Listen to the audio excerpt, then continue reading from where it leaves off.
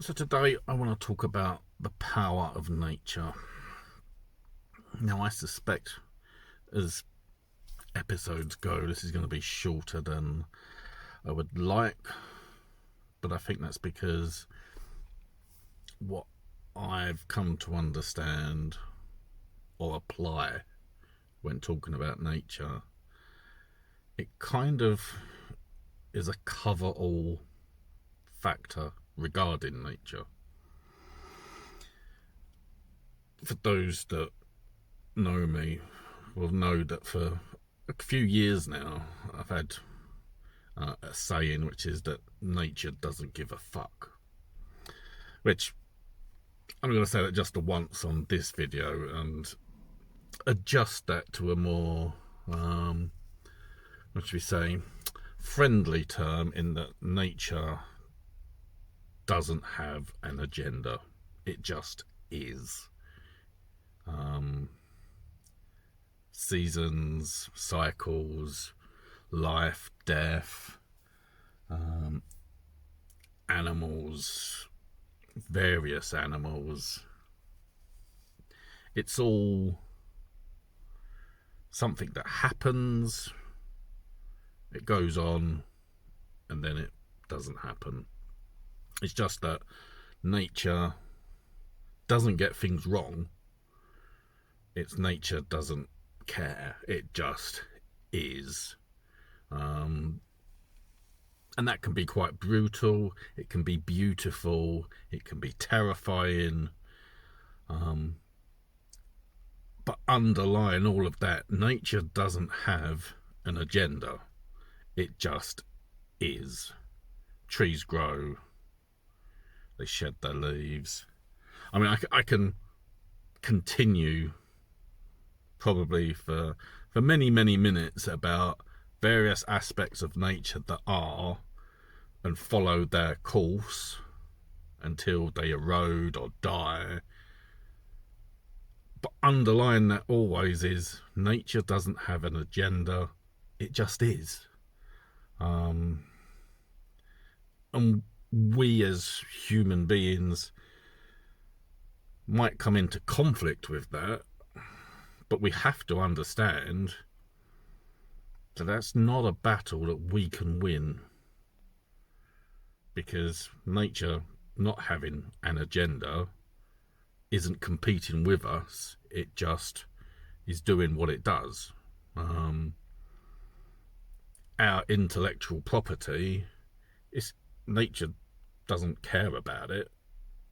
It's just what is. I mean, where does humanity come into this? And I think it's repeating what I've just said, is that we cannot ignore nature. We are born. We are born as we are, and unfortunately, that's just nature. However we are born is a natural order of things, and is what nature makes happen. I mean, this covers things such as, I suppose, deformities or anything, or what we might consider deformities versus the human generic average. But again, it's nature has no agenda against that or for it. It's just, as a human being is born, there's no design fault or design apex sort of programming. You are just born as you are meant to be born, with whatever balances, imbalances you have as you grow up. It's nature. I mean, obviously, nurture is another discussion. We can make things better by nurturing our fellow human beings. Obviously, the normal thing would be your family. If you bring a child into the world, you then nurture them, to be as best as you hope for them to be. But the basic foundation of that human life is just as it is meant to be. There's no agenda by nature to give them any sort of conflict. It is our human reasoning, and as we experience and grow, that we create our own conflict. And whatever conflict we create, nature isn't bothered about, because it has no agenda. I mean, it's unbiased. It's just, let's say, if you've diseases and that, it's just like, obviously we want to combat them and to live as long as possible and live a full and meaningful life as we understand our lives should have, to give them meaning. But again, that is a human construct of our intellectual property, and nature, it doesn't care about that. It's just sort of, you live, you die, and what you do with that is your gift from nature. I mean, not even a gift really. It's just the consequence of two human beings creating another human being. Just like any other animal that procreates and creates more life. It's a cycle. It's a part of nature, but nature is not going to target or victimize or help you.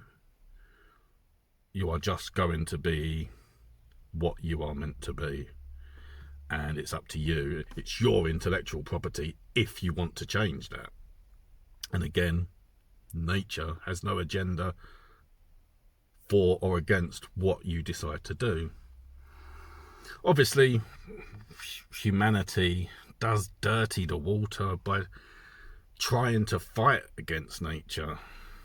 And like anyone else, there's going to be good things to fight against, such as diseases and that.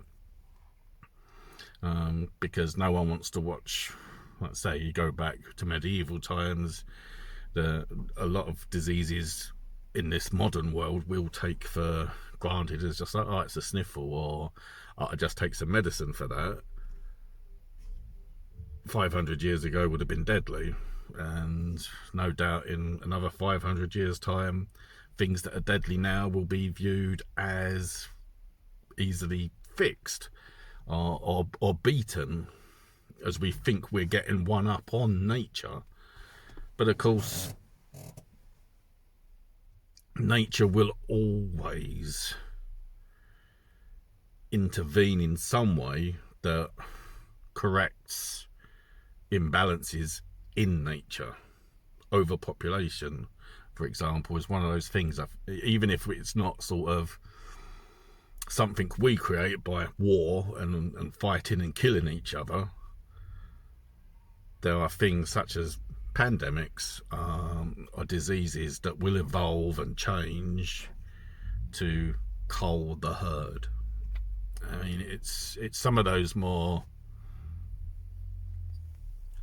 things we can acknowledge as intellectual creatures, that sort of a mother killing a child because circumstances aren't right, such as a shortage of food or water or various other things. Naturally, we find it abhorrent because we have a moral structure, whereas an animal doesn't have that sort of conflict. It does because the situation is grim. It might be a harsh winter and no food, and a mother that might have given birth to a small group of puppies or some sort will eat them or abandon them. And again, our intellectual property makes us find that abhorrent, but it's just nature being nature.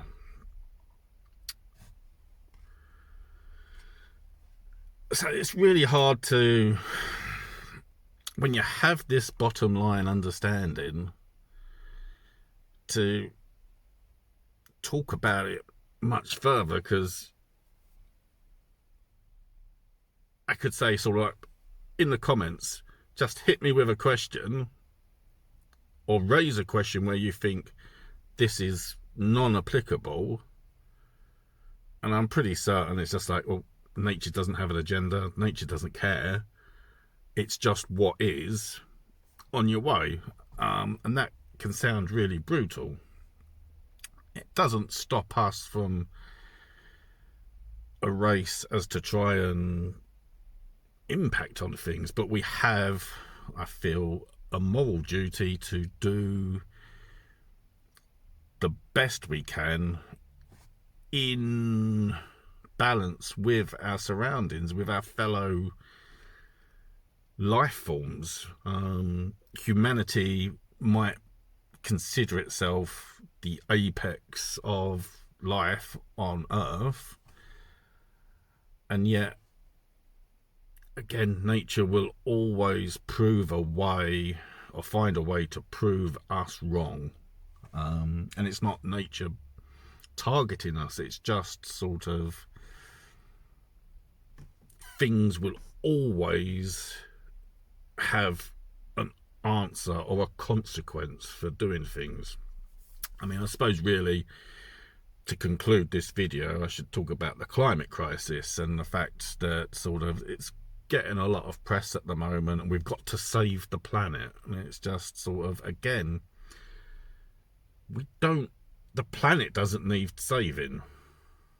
The planet, the argument is we need to make the planet comfortable for human life to be sustained on it, and possibly animal life. I mean, I would argue that there's always going to be some animal life that will endure whatever humanity does to the planet.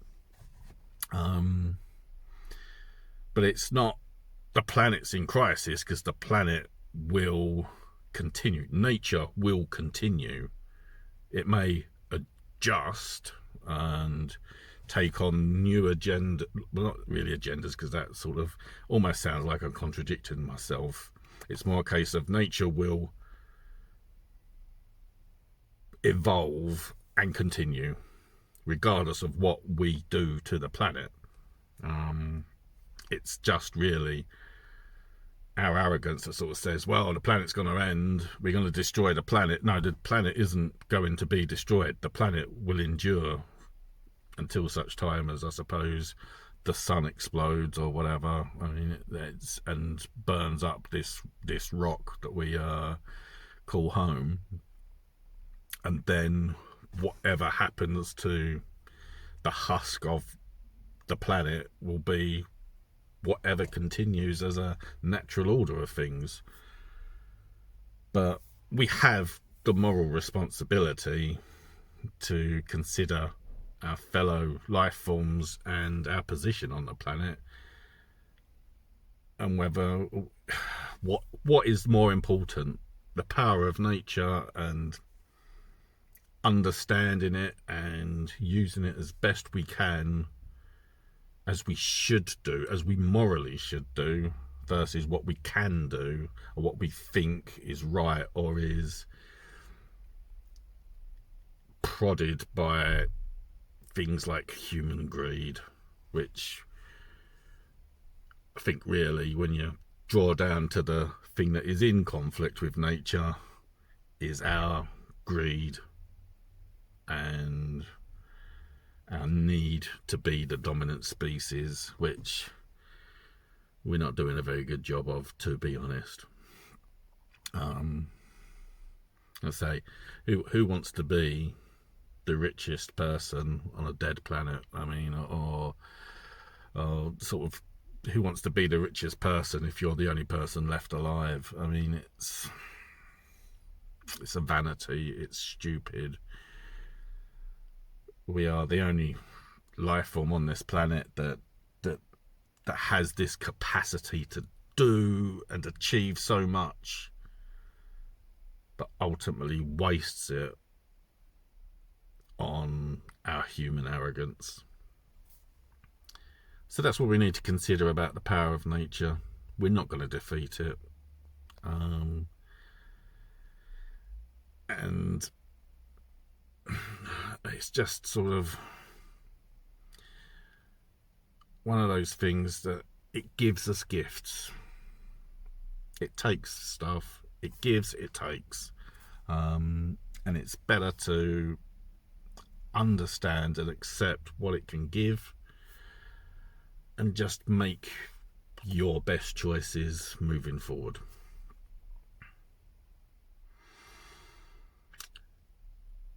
So yeah, nature, it has no agenda.